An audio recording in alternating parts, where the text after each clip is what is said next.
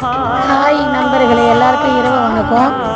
நீ என்ன பார்க்க போகிறோம்னா, நான் காஞ்சிபுரத்தில் இருக்கனால அம்மா சமைச்சு கொடுத்தாங்களா 10 நாள் நம்ம உட்காந்துனே சாப்பிட்டோம்.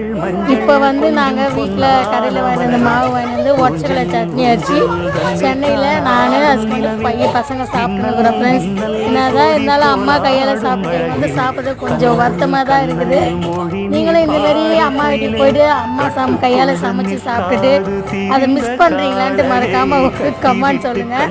இட்லியோ ஒற்றைக்கடலை சட்னி தான் நைட்டு செஞ்சிருந்தேன், நல்லா தான் இருந்துச்சு, சூப்பராக இருந்துச்சு. உங்கள் வீட்டில் என்ன டிஃபன்னு சொல்லிட்டு மறக்காமல் ஒரு கமெண்ட் சொல்லுங்கள். இந்த வீடியோ பிடிச்சா லைக் பண்ணுங்கள், ஷேர் பண்ணுங்கள், சப்ஸ்கிரைப் பண்ணுங்கள். நெக்ஸ்ட் வீடியோவில் பார்க்கலாம். டாடா, பாய் பாய். உன்னில் நானடி என்னில் நீயடி, உன்னில் நானடி. ஓ பைங்கிளி, நீதமும் என்னை தொட்டு அள்ளி